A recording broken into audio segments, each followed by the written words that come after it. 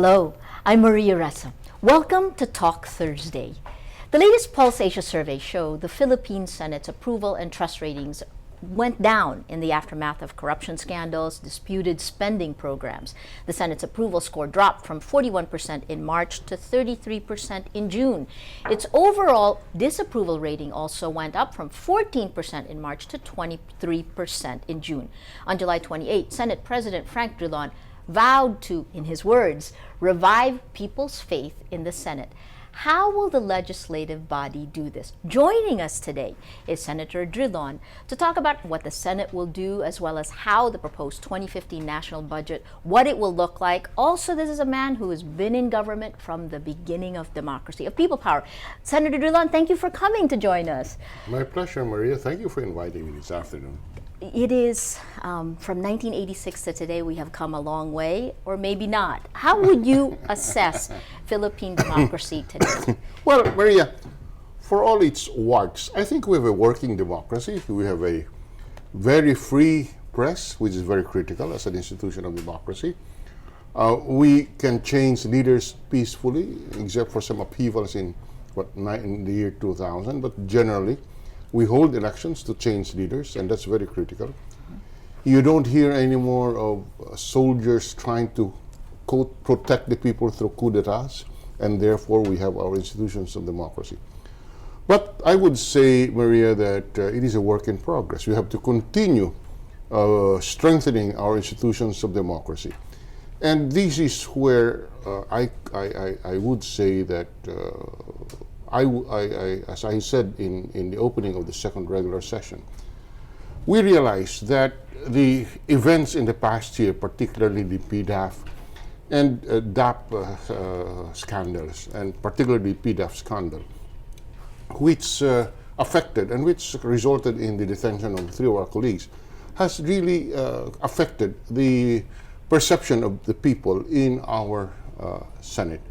And you know what I am just being careful about is I must be able, as the leader of the Senate, to restore this confidence, because no matter what, the Senate is a vital institution of democracy.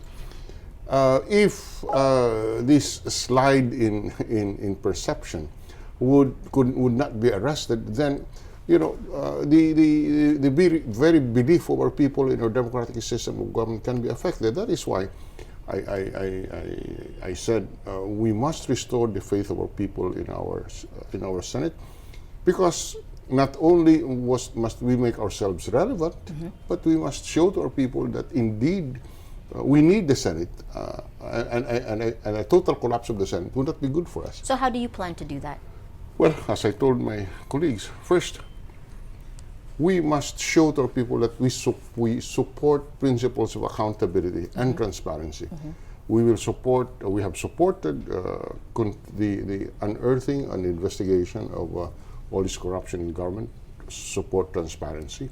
I have already stated that I will respect the Sandigan Bayan's decision on the preventive suspension of my colleagues. This is part of the process. That's one. Second, we intend to really work on legislation which could really have an impact on our political, economic, and social life, so that you know it's very difficult. In many instances, the effect of legislation is long range. For example, Maria, in 2012, I worked hard on the sin tax law. Yes. That reform measure was languishing in the halls of Congress for 16 years. Yes. And because of the support of the president, we were able to push it. I won the vote by one vote, or a vote of 11 to 10. Right. So, but that was a reform. That is the kind of law that we need, as reform that we need to pass.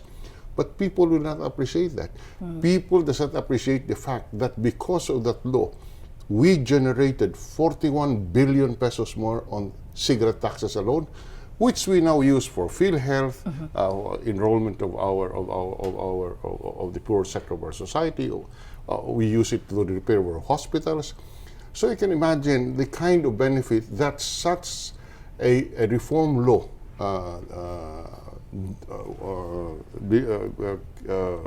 costs our people. But that is not appreciated. It has been forgotten. Can I ask you about Yeah. that? So it's been a year since it's been Yes. implemented. How would you gauge the implementation? How is it performed? Well, insofar as the financials are concerned, yes, it has performed very well. The universal health care program of the government is fully funded to the tune of about 41 billion. Now, on the health side, I must say that the effects are not that significant. The purpose of the sin tax law is try to reduce the smoking prevalence in our country, because the poor would depend on our public health system for cure, for medicine and for healthcare caused by smoking. But the effect so far is that the statistics, the data would show, and the surveys would show that for our socio-economic class E, which is the very poor, the increase in the prices of the cigarette has actually lowered the smoking prevalence. But that would have to continue until we have a universal, we have only, excuse me, a unitary tax system for cigarettes. Which is also coming up. Which is coming up. I'll come back to that, but let me ask you. So the corruption scandal, the Priority Development Assistance Fund, and then let's call it the cousin, the disbursement, yes. DAP. This has shaken people's faith. Yes. Because the very people that they've elected and they trusted to guard the public funds are the ones who are seemingly getting kickbacks out of Yes. it. Where is it? The PDAF, the perception has been that while the government has gone after it, it needed a push from the people, and that it was partisan politics played a role. Is that a correct perception? No, that is not. The partisan politics did not get into the picture because, well, that you know, there's an often repeated allegation of why only us. Yes, actually, they keep saying this, and of course, the three three, senators yeah, who are jailed yes, now yes. for plunder are the members of the opposition. Yeah, except that the evidence against them is also sufficient to warrant the finding of a probable cause. So you know, the fact that they are in the opposition, I think, is incidental. The fact is there is evidence against them, and it's a continuing investigation. And we, as a Senate, we support it. We support moves towards transparency. How will it affect the Senate to have three strong opposition voices essentially sidelined? Does it have any impact on the way the Senate will work? Well, firstly, the opposition, we still have the post of minority leader is taken over by Senator Soto. It has not affected our work in the Senate. Of course, on Monday, I understand J.V. Ejercito will deliver an anti-SONA speech. So, work in the Senate continues, notwithstanding the detention of our three colleagues. Let me go back to the development, the DAP, DAP. Yeah. The executive, this again seems to be dangerous in the sense that it seems to be a clash of government. The executive now wants to redefine, wants Congress to actually be very clear, redefine savings after the DAP experience. Isn't this bringing to a head a clash with the Supreme Court? No. You know, the common misconception is that we cannot touch anymore what the Supreme Court said. That's the common misconception. That's totally baseless. Because firstly, the executive has filed a motion for reconsideration. Correct. So there is no clash. Actually, they were availing of the process. More importantly, the entire decision was based on the definition of savings. Yes. What constitutes savings? When can you use savings? When can there be savings? This is not a constitutional issue. Savings is defined by, number one, the revised administrative code, number two, the General Appropriations Act. There is nothing wrong with our redefining savings because that is the law. We can, in our system of government, we set the policy through legislation.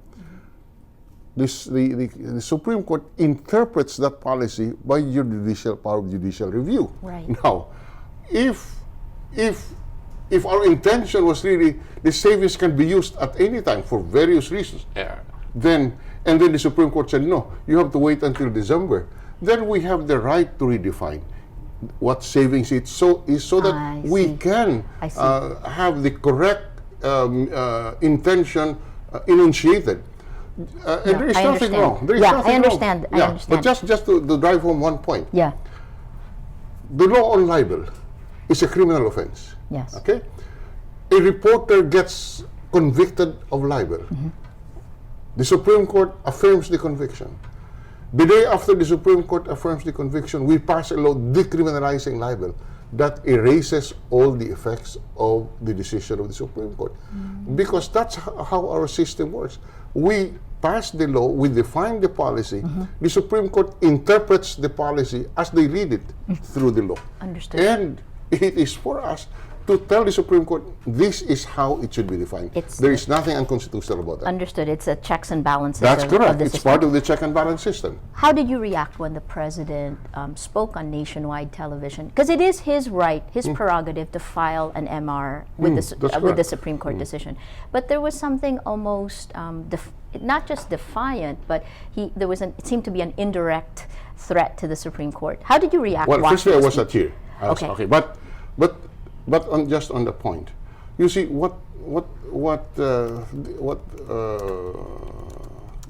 the basic objection of the president was on that what we call obiter, an opinion expressed in the decision, which has nothing to do with the ruling, which said that we assume that you are in bad faith, prove good faith.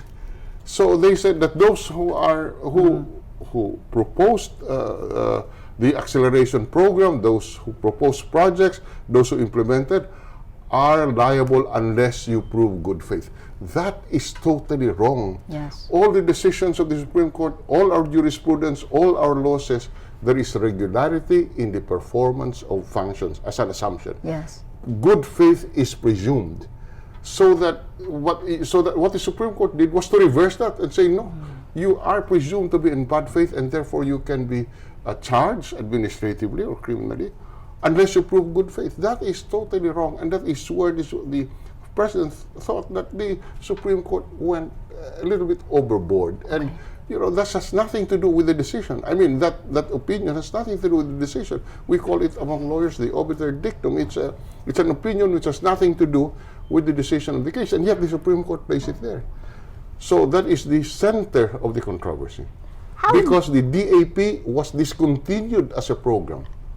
With the Supreme Court decision, it was already before. As of December of 2013, it was discontinued. So how would you describe what is going on now? It seems definitely there's stresses on the checks and balances. The Supreme Court ruled, the president says that I disagree, the judicial group, the legislators now are actually, this week, the House called the Supreme Court justices on their own JDF. Well, I don't want to comment on the second portion, but it seems like this checking powers, right? Balance of power here. I'm not worried about that. I think our democracy is strong enough to withstand those kind of tensions. Okay. And that's part of a debate. It's better that we debate with the Supreme Court rather than resort to other things. I think what was interesting though is the almost immediate reaction of the public to the president's speech, and that is more about how our powerful handle power. Yes. Yes. Now, speaking as the head of the Liberal Party, let me ask you, when the president did this, there was almost a reaction, an overwhelming reaction, both on social media, and you saw it in the surveys, really not liking what he did. Why is that? Well, I think it's coming as it does, this episode coming as it does, after the PDAF controversy, where the legislators were perceived to be instead of as thieves, as robbers. So that was the reaction, because the impression was that the DAP and the PDAF were the same. Yes. When it is not. It's not. How would you define the difference between these? Okay. In broad terms. In broad terms, the disbursement acceleration program is a program which enables the executive to augment items in the budget from savings in other items. This is allowed under Article 6, Section 25, Paragraph 5 of the Constitution, which allows the President, the Senate President, the Speaker of the House, Right. the Supreme Court Justice, Chief Justice, and the others to realign items in their budget. Right. Now, it was from savings in their own department. Right. So the first issue was, when will there be savings to allow you constitutionally to move the item? As differentiated from PDAF, the PDAF is really an item in the budget which the Supreme Court said was utilized unconstitutionally because after the budget is approved, the legislators participate in the execution of the budget Correct. by pointing to projects. Right. That is not so in the case of the DAP. The projects are already there, except that it has to be augmented because the insufficiency of the amount involved. Agree. And it seems that the question, at least you said the crux of the matter on DAP, is that the definition of savings defines whether or not the executive encroached on the powers of the lawmakers to approve the budget. That's correct. Well, that's the issue there was whether or not the Congress or the President has improperly utilized and disregarded the appropriations in the General Appropriations Act, which Correct. is enactment of Congress as part of the power over the purse. So on this part, for Secretary Abad, was it mismanagement on his part to reallocate some of the DAP to the senators, right? No, first, he did not reallocate the DAP to the senators. What happened was that there was a request for, say, in my case, I'll use my example. Yes. I requested that 1,000 low-cost housing be built in my city in order to transfer the informal settlers along the river because of the floods. Now, I requested for 100 million. The funds of the National Housing Authority was not sufficient.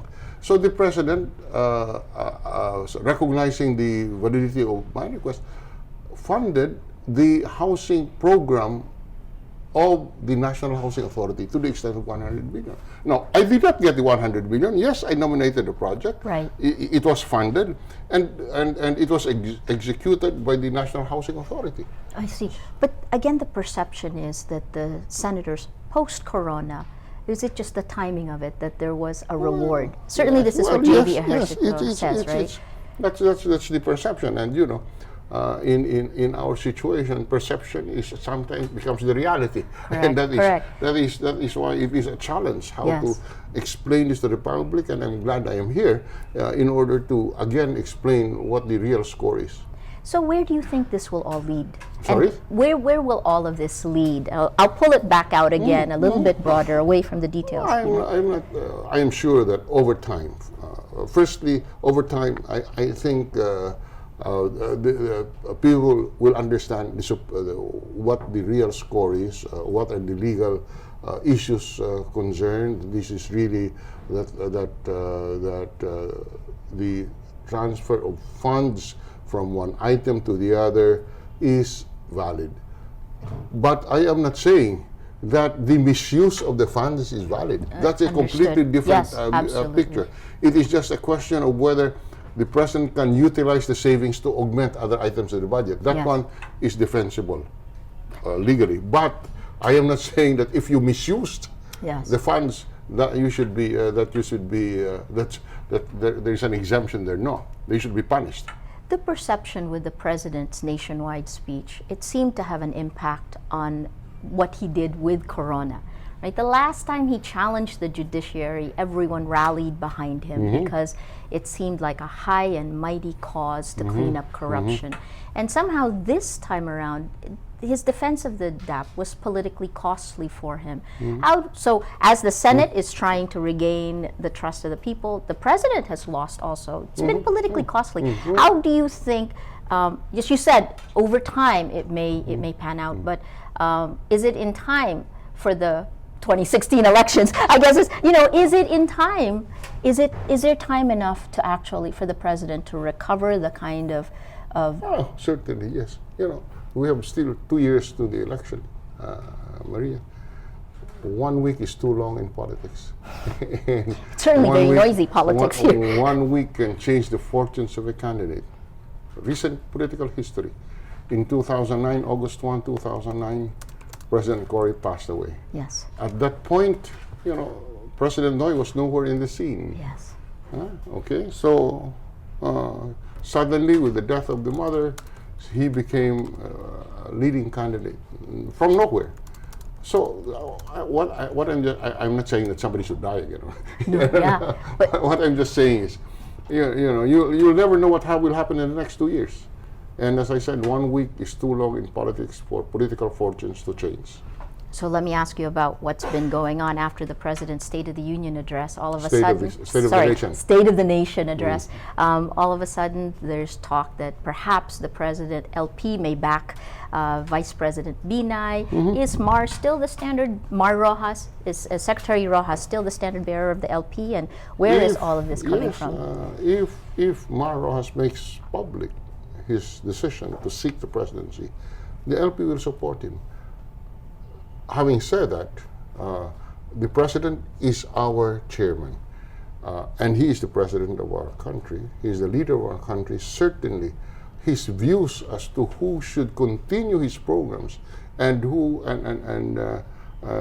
has supported him on his reform policy for the past 2 years or 3 years will count a lot in who the next candidate will be for the administration and for the party. How much significance do you give to the ratings? Because when we look at SWS and Pulse Asia, Secretary Rojas hasn't performed well. Yes, as I said 2 years ago, Okay. there's still a lot of, Fair. things to happen. Yes, right now he's lagging behind, but let's see what happens in the next few months. Who are other people that you are looking at? At this point, we are looking on at Mar. Grace Poe has been mentioned. Is she one? Yes, of the, but she is not a member of our party. correct. Okay, Yes, so yes. we have not discussed matters other than our own party mates. Senator Drilon, there are so many questions coming in. Let me throw them to you from social Yes. media. I have asked you too many. Yes. What's next after the end of Senator Drilon's term in the Senate? Higher office, private life? What's next for you? No, I am still eligible for one One more. term. Yes. So if the people would continue to support me, I will seek re-election at this point. That was from at Fritz Mingao. From at J. Lawrence, any plans for the Senate and the House of Representatives to make rules to ensure the fast passage of the supplemental budget laws? Well, yes, we once it is the supplemental budget must come from the House. You know, we have a regular monthly meeting with the House, and that is where we coordinate everything, so that we have the legislative agenda in front of us on a monthly basis. We go through it, and issues like the Bangsamoro law, we Yes. discuss it there. We have FOI. The FOI, we have passed it in the You Senate. have Yeah, already, so it's yes, in the House. correct. The Bangsamoro law, we have to work hard on it the moment Yes. we get it. We are working on a fair competition bill, an antitrust measure. It has been sponsored in the Senate. We're working it on the House. Okay. And bill which would raise the exemption for or raise the tax exemption limit on the 13th-month pay, which is right now what 30,000. So, and a few other items, the Scholar ng Bayan Act, which are of national significance, and we are working on that. So this is one of the measures that we have, strategies that we have devised in order indeed to regain the confidence of our people, not only in the Senate but in Congress in general, because we suffer from perception that indeed we're nothing but a house of thieves.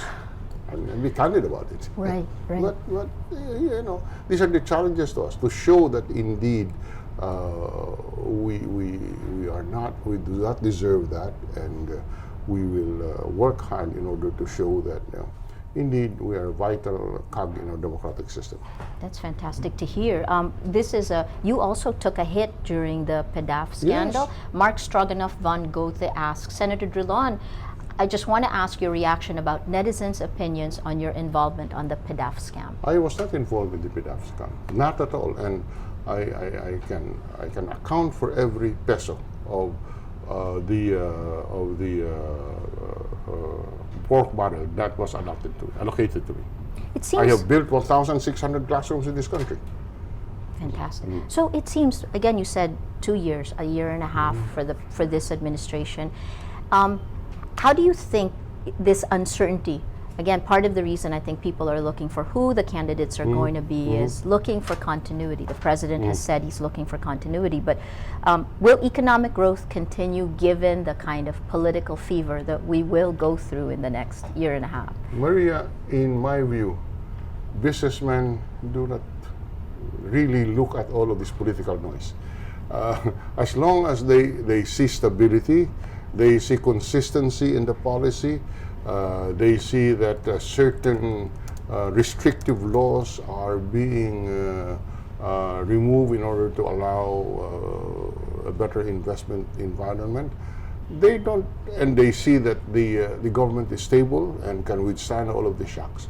They will continue to invest their money, and as I said, all this political noise will not really affect their investment decisions.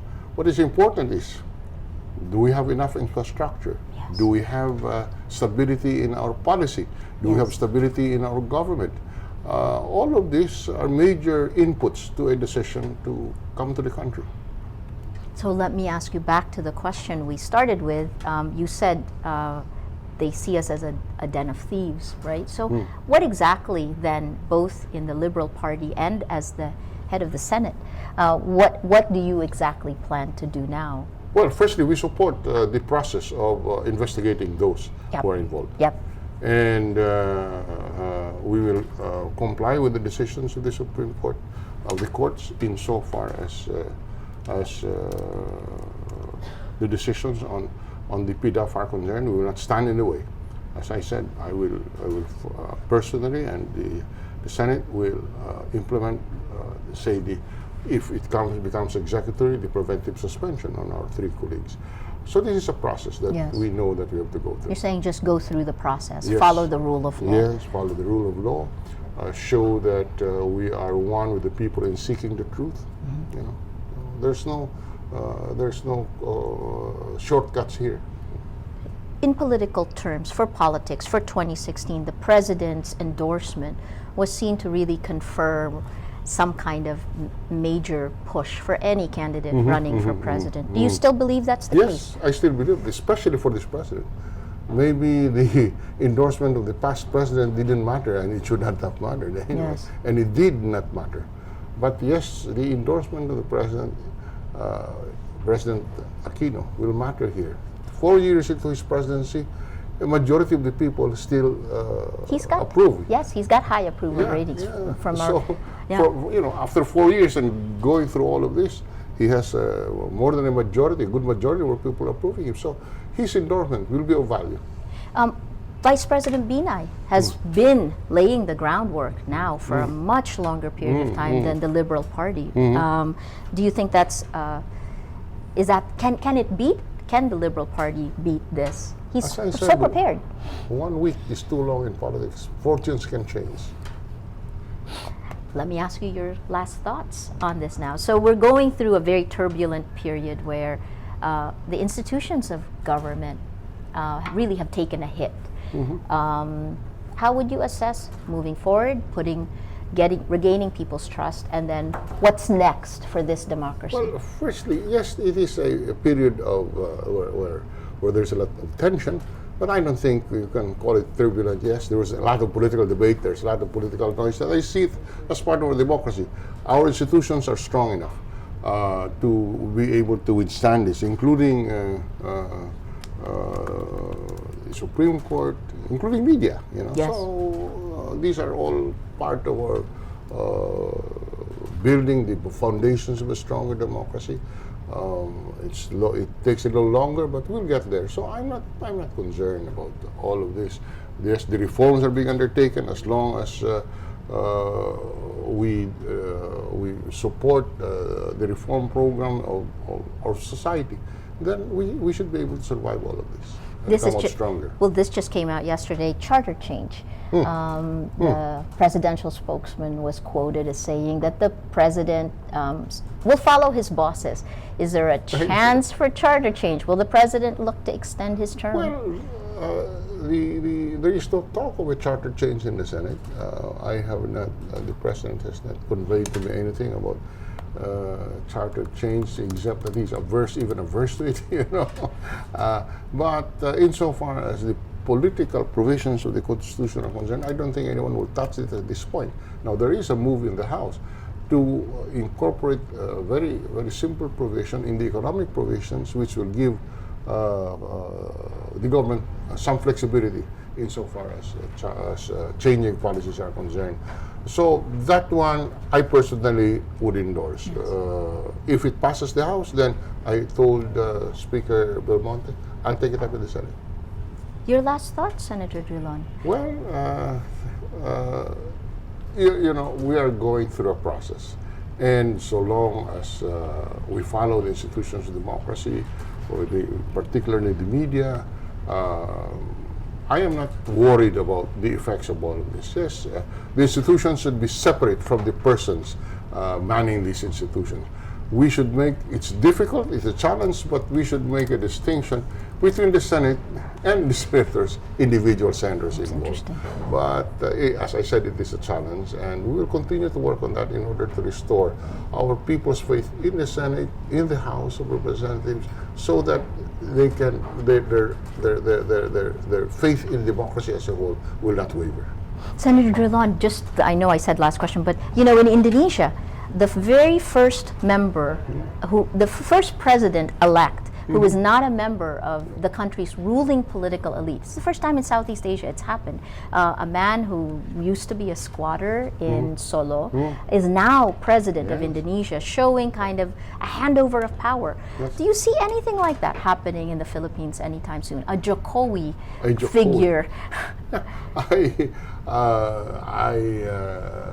I do not see anybody in the surface right now who would be another Jokowi, right? Yeah, in the Philippine scene, but I don't discount that. Okay. But, you know, certain things must be done, you know, in our society. What things? What things can strengthen it better? Strengthen our transparency policies, you know, so that we can address the issue of accountability. Fantastic. Thank you. Thank you so very much, Senator Drilon. We have been speaking to Senate President Frank Drilon about the Senate, the state of Philippine democracy, how our institutions can restore public trust and add greater transparency, not just in the budget, which has been the focus of the last few weeks, but in the government, the institutions themselves. I'm Maria Ressa. Let's continue the conversation. We're on Twitter, on Facebook. Thank you for joining us.